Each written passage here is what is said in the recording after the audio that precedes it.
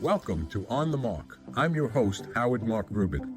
I am so excited to present this podcast series addressing our rapidly changing world and how it is affecting industries and people in unique and interesting ways. As John F. Kennedy once said, change is the law of life, and those who look only to the past or present are certain to miss the future.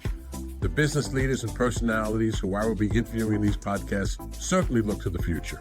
And I hope you come away with information and inspiration that helps you adapt in both your business and personal lives. You can find these podcasts on all major platforms, including YouTube, LinkedIn, Facebook, Apple Podcasts, Spotify, and on our website, getsplatzer.com. Welcome to On the Mark. And we have an exciting presentation for you today. I think you're going to find very informative, particularly if, unfortunately, you find yourself in a conflict situation where you need a legal issue resolved. It's always been an issue with me, a frustration, I would say, during my 30-plus years as a lawyer, that the court systems just move at a pace that are extremely slow. In our fast-paced world, we need things resolved as quickly as possible. And there is an alternative that lawyers have used for a long time, and I think is becoming more popular as they realize that the court systems just can't handle the volume of work that's before them. And that's arbitration and mediation of disputes. And that's what we're going to be talking today with my guest, Jacqueline Vega Cintron, who is vice president of the American Arbitration Association. I think they're the largest provider of arbitration services in the country. Welcome, Jacqueline. Welcome to On the Mark. Thank you, Howard. Thank you for having me. So tell me a little about what the American Arbitration Association does. Sure. So first, we've actually been association since 1926. We turn 100 next year. So we'll be celebrating that. And we've been involved in both arbitration and mediation. Sometimes people forget that we do mediation because the arbitration is right there in our name, but we do both. And the AAA also has several divisions. So I'm vice president of the construction division. We handle commercial disputes, labor and employment disputes, and we also have an international arm, which is called the ICDR. So we do full service administration for both arbitration and mediation in any of those worlds. People who don't know, can you tell us the difference between mediation and arbitration? Sure. So mediation is really the non-binding process where a neutral comes in and tries to help the parties negotiate and come to a mutually agreeable solution before they actually get to anything that's binding, like arbitration or going to litigation, the last possible step. Arbitration is really where the dispute is resolved by the impartial third party with a binding decision. So you could get that decision actually confirmed in court. So if you're friendly and you think you can come to the table and actually talk about your dispute and maybe come to an agreement, you try mediation. If not, then arbitration is definitely the quicker, more cost-effective option than court. Because my firm, Getsplatzer, does a lot of construction work. We deal with that area of the type of cases that you're in charge of. But I know that there are, as you just mentioned, there's a lot of other types of cases that the AA can hear. Could you give us an idea of the type of cases that are appropriate or that the AA would try to resolve? Sure, yeah. So for commercial disputes, that can be business contracts, financial disagreements, or partnerships that are now getting dissolved, labor and employment disputes. So we also do union elections, employment disputes like collective bargaining, wrongful termination, workplace conditions. Obviously, construction, the world that we're in, is including delays, cost overruns, quality of work or contract terminations. There's also consumer that we deal with, warranty claims and disputes over any services or products. The ICDR arm is really for any case in any realm that has an international nexus. We'll have, the ICDR arm handle that. We also do healthcare and insurance. We have an entire New York State insurance arm. So we cover almost everything. Approximately, if you can give me a number, how many cases does the AAA handle a year? So we actually have handled, since our inception in 1926, about 8.5 million cases. Wow. Yes, it's a lot, and we're very proud of it. We actually have a ticker on our website that you can see the case numbers go up. For 2025, which we're only in the middle of February, we've already had 52,000 cases resolved. Um, It's so important that the courts would have most of these cases, and to yeah, take those cases away from the court not just helps the people that are arbitrating or mediating, but it also helps the people that aren't, and that the backlog isn't nearly as great. So it's a tremendous service that you're absolutely. providing to both the legal community and their clients. Absolutely. And, that's one of the biggest things that we talk about, right? That arbitration is more cost effective and also less time consuming. So we actually do have some numbers from 2023 because we're working on the 2024 numbers. But you could expect any civil case in the US District Court to take around 35 months. Now, on a sliding scale based on claim amounts with the AAA and specifically construction, cases that were up to 100,000, it took almost around 5 months to resolve. Now, as you keep going up, anything above 100,000 to a million, it only took around 11 months to resolve. And then a million and up, which is our large complex cases, it took less than a year, around 21 months. So you're definitely saving a lot of time if you choose the arbitration route versus court. Experience in court that the courts love to send things to arbitration. They're anxious to get things off their docket. There's many court cases that if they can find a hook to force people to arbitrate because there's some type of agreement or some way, they're going to do that, because they also realize that the only way that our court system is going to be handling the volume of work that disputes are involved is by having alternative ways to resolve those disputes. And that's what they do. So can you tell me a little about the process of how does a case get before the American Arbitration Association?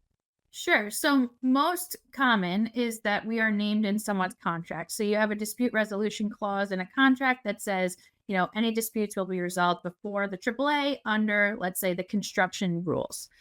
So that's the most common way that we find it. Sometimes we're not named at all, and both parties have agreed to utilize the AAA to administer their arbitration. For Right. construction, we're actually written into AIA documents. So sometimes that's how we see them too. It drives me crazy. I'm surprised that a lawyer would do this, but I've had several instances. One recently where the parties put in the contract, if there's a dispute, it'll be arbitrated, but it doesn't name where it gets. It doesn't say American Arbitration Association or one of the other entities that do arbitration. What happens in that case if a contract just says there's a dispute, it's going to be arbitrated? Sure. So part of our intake process is actually making sure that the parties are in agreement to utilize us. We won't just unilaterally take over a case if only one party wants to use the AAA. So we will ask that they put in writing by short form letter that they are in agreement to utilize us. It's also important, I think, that the arbitration clauses in contracts be properly written. I know that you advise attorneys and that you prefer that on your website there are forms or there are standard language that they can use, because a lot of times it's not clear in what's written in the contract, whether it's draftsmanship of the lawyer or the parties or whatever it is. But it's clear to have the exact issues that are to be resolved, how many arbitrators there are going to be. I know there are default mechanisms, but do they want one arbitrator? Do they want three arbitrators? Whether arbitrators are going to be each appointed by the party and then they pick a neutral.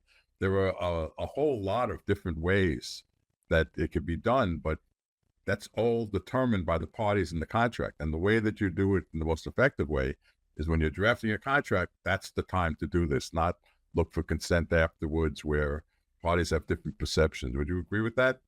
Absolutely. And, just going back to the arbitration versus litigation argument, arbitration is really the party's process. You can create how you would like it to run. And the first line of defense is your contract clause.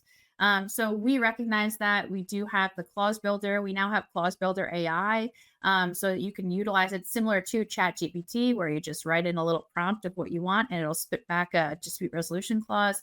But there are a lot of things to consider. You kind of want to come to the table when you're drafting that clause and agree to as much as you can so that you know what you're going to get when you get to arbitration. So, like you said, down to how you're going to choose an arbitrator. It's the most important part of your case. Do you want one? Do you want three? Especially if it's a large dollar claim amount. What kind of experience do you want those arbitrators to have?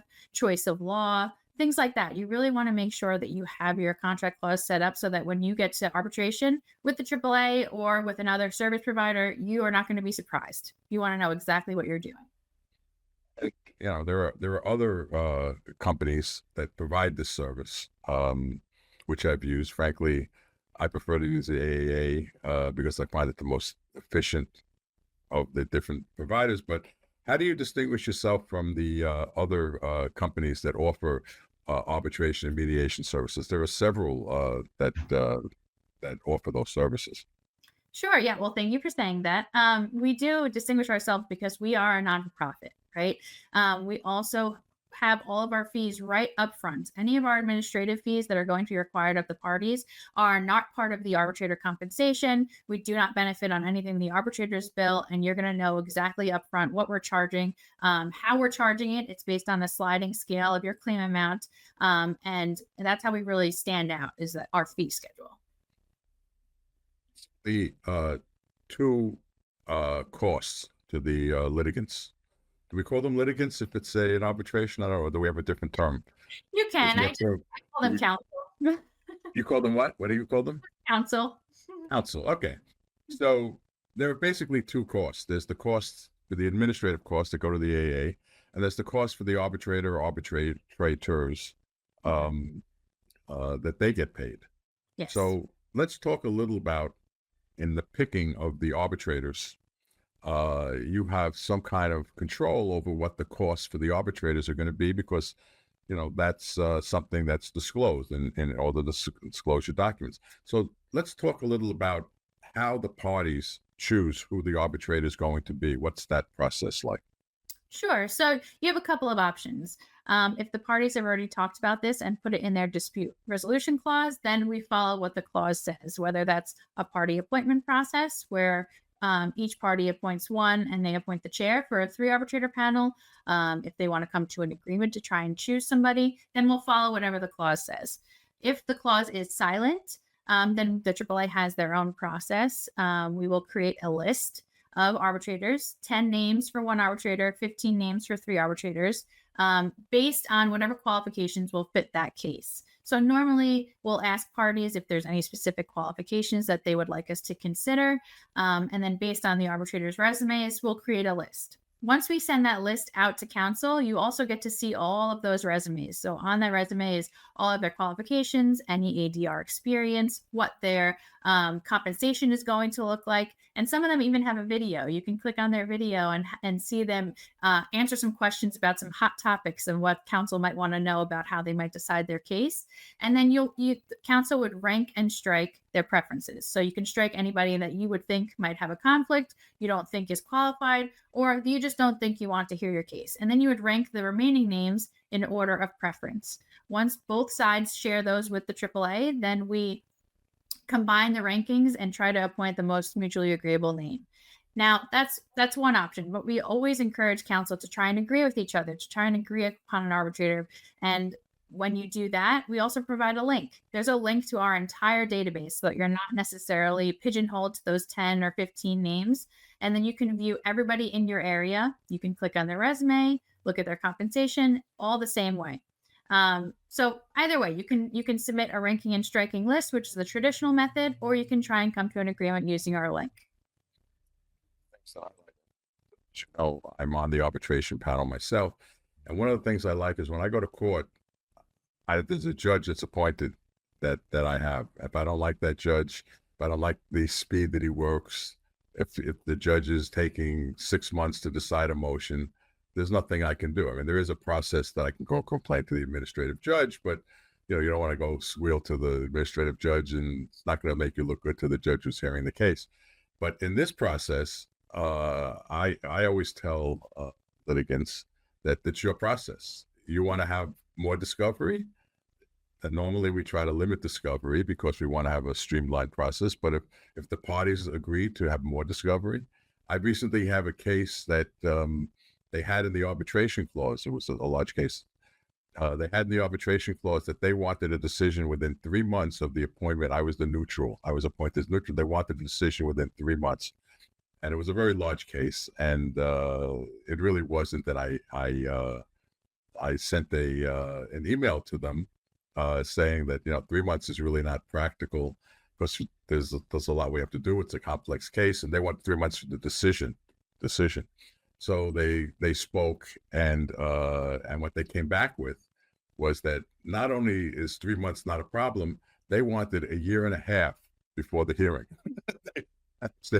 But you went from one extreme to this as well. When we wrote the agreement, we didn't realize what the issue was going to be, but they wanted a year and a half. Now, I said okay because that's what they wanted. If they could agree to it, then basically anything that the parties agree to as an arbitrator, I'm going to say it's okay.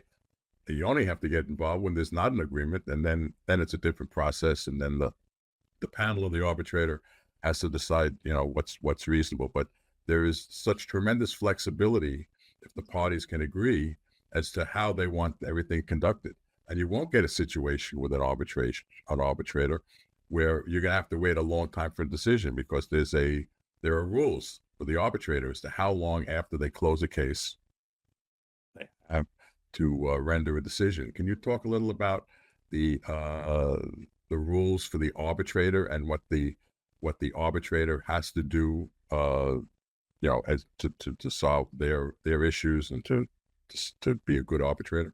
Sure. Yeah. Well, first, I definitely like that you mentioned the flexibility of the process for the parties, right? And as long as the parties are working together and trying to come to some agreements on how the process is going to move along, then most arbitrators are very agreeable to that, right? So once we get to the end of the case, the arbitrators have only 30 days to render an award. So that'll be after the hearings are concluded. If any post-hearing briefs are submitted, the arbitrator will confirm receipt, and the AAA will send out a letter that says the hearings are closed. There's no further direct communication with the arbitrator, and they'll have 30 days to render an award. So it is a quick turnaround. My understanding of the rules is there can never be unilateral communication with the arbitrator. So if there's communication with the arbitrator, it has to be with both parties, and sometimes, very often, with someone who's administrating the case, which used to be you before you got promoted, but now you don't administer cases yourself, but the people that are, and you have some great people that do that, there is not unilateral communication, just as it wouldn't be in court. So it would be Correct. Yeah. That's right. Yeah. So direct exchange is really only for kind of submissions or anything that the parties agree upon. But if you're going to send emails to the arbitrator, AAA has to be copied, and so does opposing counsel. Right.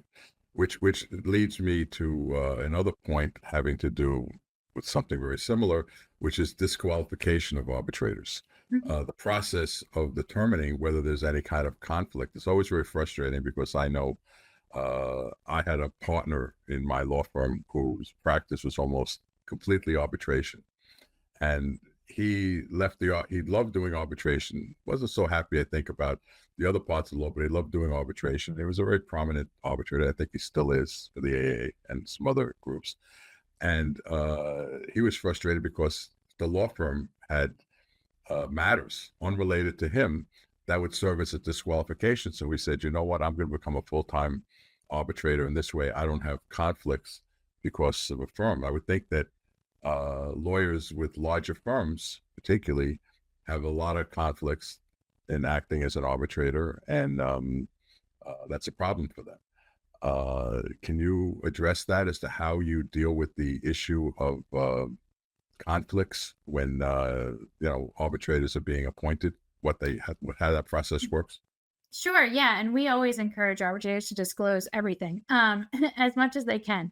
So the parties actually will receive any disclosures from arbitrators once they're appointed. If an arbitrator thinks that their conflicts aren't so, immediate or close to this case, they'll still accept it and provide a disclosure statement to the parties. The parties then have some time to review that and submit any objections that they think, this person cannot be impartial or biased, so we would like them removed from the case and a new arbitrator to be appointed. If the parties agree to that, then we'll just remove the arbitrator and appoint the next one on their list. If the parties do not agree, let's say claimant objects to the arbitrator staying on the case, but respondent says, no, I would like him to stay, then we do have the Administrative Review Council, which will look at the objections and consider whether or not they should stay or be removed. Okay. Now, I've had a situation, this happened to me once when I was doing an arbitration. And in the middle of the arbitration, one of the parties, without disclosing who their witness was going to be, brought a witness to testify. And it turned out that that witness worked for a company that I represented, on something unrelated to this, but I represented. Now, if one party, I'm not going to say what happened in that particular case, but if one party at that point says, I'm calling him, but I have no problem that you're disclosing now in the middle of the hearing, after 3 days of hearing, that you represent his company and that actually knew him somewhat. I want it to be, I don't want it to be effective and that you should continue as the arbitrator. But the other side said, oh, wait a minute, I think this is a conflict. This person is going to testify now. It's not that I necessarily did anything wrong, because no one ever disclosed that this was they would bring him as an expert witness, and, that they never disclosed. It wasn't like a party witness. And they had a problem with it. So tell me how something like that would be dealt with.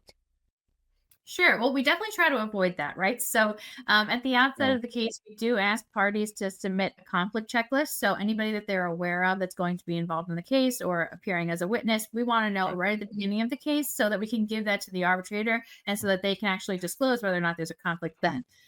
We do also recommend that arbitrators bake into their scheduling order a time to identify expert witnesses so that, okay, you might not know who your experts are at the beginning of the case, but let's make sure there's enough buffer time between them being identified and the hearing to make sure that we can submit those disclosures, because your requirement to disclose is, current throughout the entire case.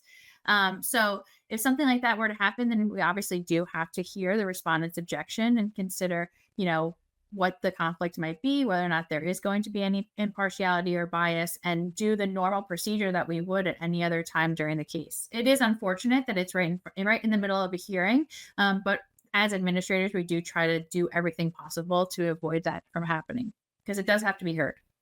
Okay, so in that type of situation, I'm giving that as an example. When that comes up, I call the administrator on the case. I tell them this is the issue. The administrator, I guess, speaks to both parties, and they can't reach an agreement as to whether I should be replaced. And if I'm replaced at that point, I would think that you'd start from square one for the hearing. Tell me what the process is that the AA use to decide how they're going to resolve that issue. What process do you use internally? Sure. So do you want to know about any objections submitted, or do you want to know about something that late in the game? Something that's late in the game, I'm asking you about now. Something that's not late in the game, it's easier because there's not so much invested. Getting a new arbitrator is easy. No one's prejudiced by it. But if people have invested and they're halfway through an arbitration or more, it's a more difficult call, I would think, in replacing the arbitrator than it would be early on, which I would think would be, probably the preferable route. But it's in the middle of the arbitration. What's the process to making that determination? What goes into making the determination? Sure. So usually you would have, 14 days to submit your objection and your reply. So that's obviously not going to happen right now. It's going to be a very quick turnaround if they want to even submit formal letters, or if they want to just submit emails that kind of lay out their positions. At that point, that hearing day has to be postponed for us to deal with the administrative issue. We'll talk to both counsel and see how they want to proceed. If both sides are submitting differing opinions, we'll probably hold an emergency administrative review council meeting, because usually our council only meets once a week. So we would make sure that they hear that immediately. And they're made up of AAA executives and our legal team. and they would hear the objection and go from there. If the arbitrator were to be removed, if it's a 3 arbitrator panel, I think it's a little bit easier to kind of get the new arbitrator up to speed, especially if the one that was removed was a wing and not a chair. If it is a sole arbitrator, then it is going to require some more administrative review on the back end, where we are pre-screening arbitrators to make sure that there's no additional disclosures for them for the replacement, because if there's going to be more objections, it's just going to make the process take even longer for them to get back to a hearing. So on our end, we're pre-screening people that we think would be a good fit based on their qualifications and experience, and we're also making sure that they have an open calendar for the next maybe 3 months to make sure that we turn around this process quickly, get them up to speed based on the previous filings, any discovery that was done, and get hearing dates rescheduled as soon as possible. But unfortunately, because that wasn't disclosed earlier in the case, and let's say this arbitrator was removed, the hearings would have to be postponed. Postponed and started again if he's removed, right? Or you wouldn't. Correct. But if there was a panel of 3 people and it's a wing that's being removed, would you say that, well, even the wing didn't hear the first 3 days of hearings, he could just be brought up to speed by the other arbitrators, or would you say that it would have to start again? I think that would be up to the parties, right? If there's been a transcript, could they provide him a transcript of the last 3 days of hearing? Is there a booklet of evidence? It depends how much they would want to redo for that arbitrator and how much they think the rest of the panel could bring them up to speed. But like I said, it could be done. Let's talk about who the panel consists of, the overall panel. I know that they don't have to be lawyers, although I'm sure the vast majority of your panel are lawyers. But I know that there are non-lawyers on the panel. Absolutely. Can you give me an idea of what percentage, roughly, I'm not holding you to a number, are non-lawyers who are on your panel? Sure. I would say close to around 10%. We do look to continue expanding upon that. We do look for industry professionals, especially for construction, architect, project managers. But most of our panel are attorneys. Sometimes we have hybrid attorneys whose previous lives were as engineers or architects. And those are definitely people that I see parties like to see appointed. Okay. So do you find that you have to reach out to get arbitrators, particularly arbitrators that may have specific skill sets? In other words, if there's a particular type of case, I can't think of one off the top of my head, maybe it's a nuclear reactor case, and you have no lawyers or people on your panel that have any experience in that area, would you reach out to try to get someone who might be qualified to hear that kind of a case if you don't have someone like that? You mean reach out to somebody not currently on our panel? Not currently on your panel. Is that done? We don't reach out to them per se. We might look into actually recruiting people like that. At that point, we would tell the parties if they don't see anybody on our list that would meet their very specific, needs for their case, then they could agree to appoint somebody off of our list. Obviously, we don't encourage it because we do have to make sure that those people who are non-affiliated abide by our policies, which are the disclosure policies, the ethic requirements, our compensation policies. So we do allow it, especially if qualifications are lacking on our panel, but it's not something that we truly encourage. But you could also extend your criteria. So let's say the case is in New York, but we have somebody very qualified in Massachusetts. We might ask if you would be willing to appoint somebody from outside of the state to come travel to New York to hear your case. And how does someone get appointed to the panel? What's the process to get appointed to the panel? Can we talk about that a little bit? The recruitment process? Yeah, the recruitment process, or someone has an application, or someone out there wants to become an arbitrator. I know there's different types of arbitrations. There are some that are done. We're talking about construction. We're talking about more straight litigation, but there's a lot of arbitrations in consumer issues where, in some kind of consumer contract, the parties agree to have some kind of arbitration process to resolve it. So there's needs for arbitrators for what I would call small matters, dollar amounts small. It's very important to the people involved, but there's small matters in terms of dollar amounts but they can be very voluminous in certain areas. And could you give us an idea of how you get on the panel to do those matters, or the more the larger matters, how that process works? Do you just wait to get someone to submit a resume, or if someone's interested, who do they contact, or how do they get involved to try to get on the panel? Sure. I mean, it's both ends, right? So the AAA does do our own recruiting. We're at several conferences. We know who our filers are. We know who are, the consistent attorneys that we see who are very experienced. So it's both. If you're interested in becoming an arbitrator, you can reach out to your regional VP or whichever division you are qualified to become a part of and submit your resume. But we do a lot of recruiting on our end as well. Each division's requirements are different, but I would say as a general consensus, you usually have to have at least 10 years of experience, no less than that. For construction specifically, if you're an attorney, then you have to have 10 years where at least 50% of your practice is construction focused. So each division is different, and we are looking to always add and expand. I think there was a time in the past where AAA kind of let everybody on, and we've kind of made an effort not to do that anymore. It's definitely a lot harder to get on, and based on case need and the location where you are. And then once you are actually on the panel, you're usually starting off with those smaller claim value cases. So you'll start with the fast track, you'll start with the lower dollar value. And then as you gain some more experience and actually maybe render some awards, especially for the large complex case, we want to see you write some awards first before we just, kind of feed you to the wolves and you get to see those cases over $1 million. So it's a pretty lengthy process. And one of the advantages that I like of arbitration over litigation is the confidentiality part of it. Sure. In court, everything's, unless you get a particular court order, which is very rare that will be granted, whatever's filed is open to the public. But the parties can keep what's going on in a case confidential. Do you find that this is something that's very attractive to the participants in the process? Absolutely. Yeah. I see it talked about a lot, especially on the first call with their arbitrators to kind of reconfirm that that's the understanding. Right. And when someone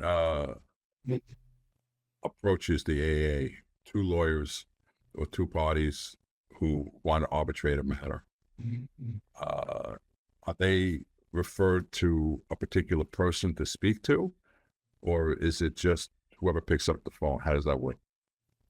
Well, it depends. You can fast file a case online, which is very easy, and then you'll go through our intake department, and they'll assign you a division and then a case administrator who will be your contact throughout the life of your case.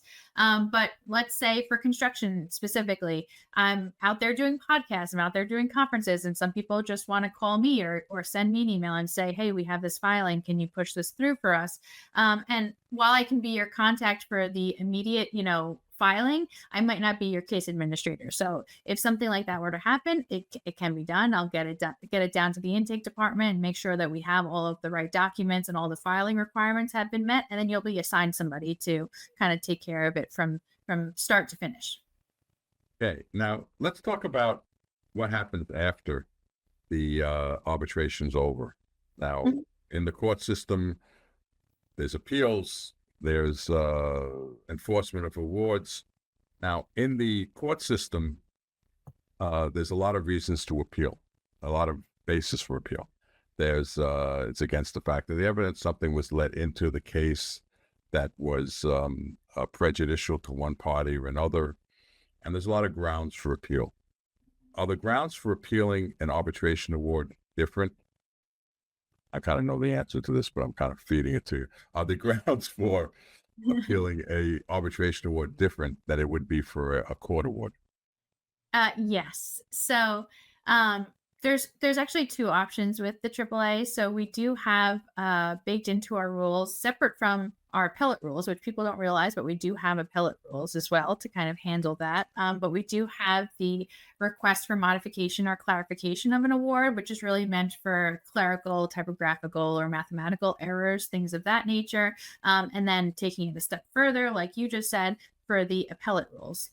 If you want to actually utilize the appellate rules, it does have to be through party agreement. It should be in your contract. It can't be unilateral where you're just going to appeal. But it is a lot more stringent than the court. It's more stringent in that the factual findings, the standard of proof of the factual findings are much higher, I think, to overturn an arbitration award than it would be a trial, a bench trial, or a jury trial. And the grounds are much more limited, which is beneficial for the parties, and they're not going to be stuck in the appellate process for a long time. It's a much more streamlined process. Absolutely. Our rules contemplate that it should be done within 3 months. Okay, that's great. Let's talk. We really haven't talked much about mediation, which is really a very important part of what you do and what parties with a dispute should be looking to do. Sometimes when I write or I see from the other side a contract that's talking about arbitration, it has a provision in it that before you can get to arbitration, you have to submit it for mediation before somebody. Now, what's the advantages of submitting something for mediation before we get into arbitration? Sure. I think so. I see that a lot. Condition precedent, right? For mediation. It's also Right. in the AIA contracts. It's everywhere. Right. So we'll see that. I think it's great to try and come to the table and see, kind of what each person has, what kind of case they're looking at, how successful are they going to be in arbitration? Can we come to any agreements? Can we maybe pull little pieces out of the case and agree to them here? Maybe create some good rapport between counsel to make a future arbitration, if you do get there, be more streamlined. But mediation really allows the party to come to the table and try to come to an agreement and avoid any dispute whatsoever. And is there a separate panel for mediators than there are for arbitrators? Yes. It's a separate Okay. training and separate panel. Okay. So tell me a little about the training that arbitrators get and mediators get, and how that process works after someone's appointed to the panel. Sure. So once you get onto the panel, whether it's becoming a mediator or an arbitrator, they're both in-person trainings where you go through workshops for mediation. You're really simulating becoming a mediator. You're also simulating acting as a party, because a lot of times in mediation, there's higher emotions. So you kind of want to see from both sides what that's going to be like and how you can handle them.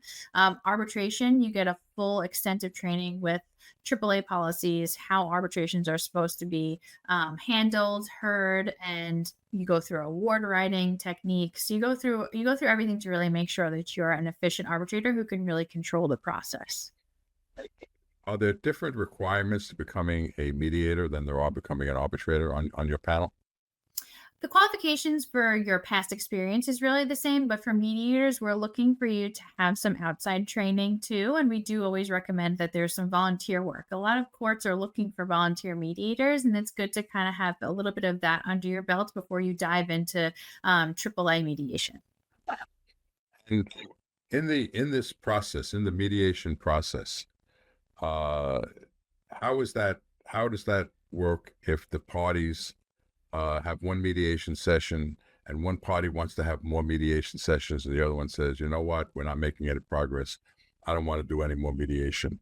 Can they be, if there's a mediation clause, a prerequisite clause, a mediation clause, would they be required to continue with the mediation, or who makes a decision as to whether to continue with the mediation?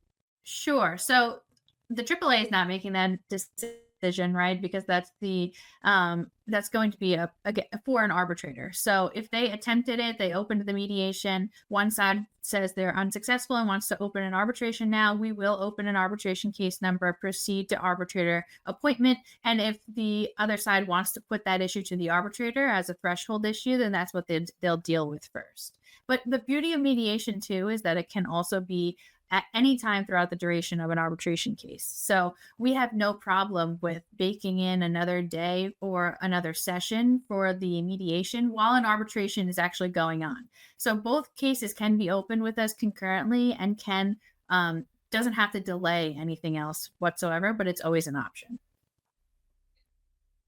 I see that the courts are getting into offering mediation more. And in terms of your practice, are you finding that there's a greater increase in the amount of cases that are being submitted to mediation because more people are taking that option? Or is it kind of a stagnant amount of cases that are being mediated as opposed to arbitrated? Yeah, no, we're seeing it grow, definitely. I think that in general, people kind of focus more on arbitration with us because it's in our name, because that's what they know us for. But we're always encouraging the parties, if they are willing to sit down for mediation, to do so, especially on the larger cases. It's actually baked into our rules that if you have a claim amount that's over $100,000, we want you to tell us that you're actually opting out of mediation. So we try and make sure that it's part of the conversation no matter what.